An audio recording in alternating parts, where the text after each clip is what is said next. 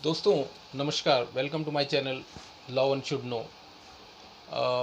एक और जो मैं आपसे आज बात करने आया हूँ विषय पर प्रॉपर्टी डिस्प्यूट, जो कि हम अपने आसपास बहुत ज़्यादा देख रहे हैं आजकल। कब्जा होना और किसी की खाली जगह पड़ी है, लोग उसमें गंदे लोग जो हैं, है ना, गुंडे लोग, गुंडा तत्व उसमें घुस जाता है और कब्जा कर लेता है। इस तरह के बहुत केसेस आ रहे हैं, थानों में भी और कोर्ट्स में भी। तो सबसे पहले तो इसमें क्या ध्यान रखना चाहिए, अपनी प्रॉपर्टी को सिक्योर रखिए, उसको बाउंड्री कराइए, उस पर बिजली का मीटर वगैरह वो सब जो मैंने आपने देखा होगा मेरी पहली वीडियोस में मैंने बताया हुआ है कि ये सब आप सिक्योर्ड करके रखें। अगर उसे खाली छोड़ेंगे तो आज क्योंकि माहौल ऐसा है कि कोई भी कब्जा करके उसमें बैठ जाता है। लेकिन फिर भी अगर हो गया है कब्जा, तो उसके बाद एक रेमेडी ये होती है कि आप एक अच्छे before going to the court में जाने से पहले किसी एक अच्छे वकील से मिलें और उससे अपनी प्रॉब्लम को शेयर करें। हो सकता है वो आपके डिस्प्यूट को, प्रॉपर्टी डिस्प्यूट को out of court he settlement में बदल दे। उससे आपका टाइम, एनर्जी और मनी तीनों बचेंगे।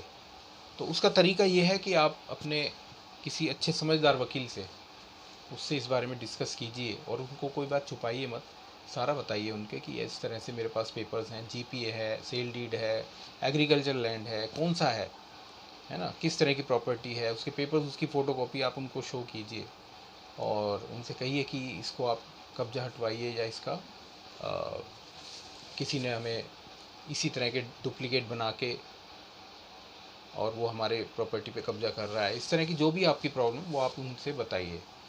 तो इसमें क्या होता है कि वो लॉयर उस कंसर्न पार्टी से आपके बिहाफ पे बात करेगा।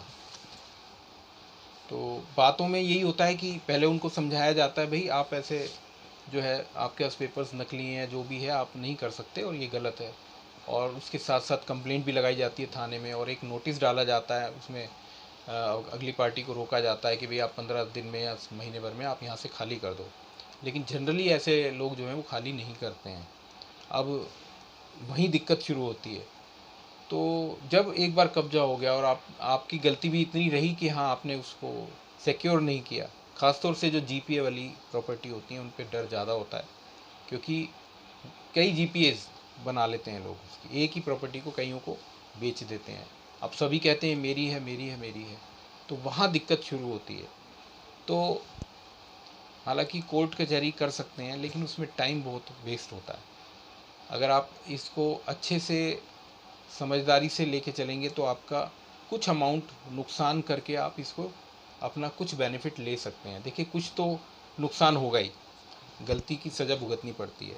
हमने उसको सिक्योर नहीं किया प्रॉपर्टी को, थोड़ा बहुत आपको कम करके भी बेचनी पड़ जाए और जब आपको पता है कि इसके काफ़ी सारे ख़रीदार आ चुके हैं या आ रहे हैं या हो सकते हैं, तो आप उसको कोशिश कीजिए, निकाल दीजिए और वकील के थ्रू चलिए। क्योंकि वकील जो होते हैं, एडवोकेट्स जो होते हैं, उनको थोड़ा सा ये पता होता है कि कब, किस, कैसे, किस वक्त हमें क्या बात और किससे करनी है, जो कि एक कॉमन सिविलियन आदमी को उतनी जानकारी नहीं होती।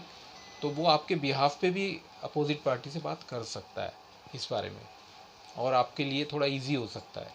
तो और नॉर्मली वकील ऐसा करते हैं तो उनको भी मतलब इस काम को करने में कोई दिक्कत नहीं आती है।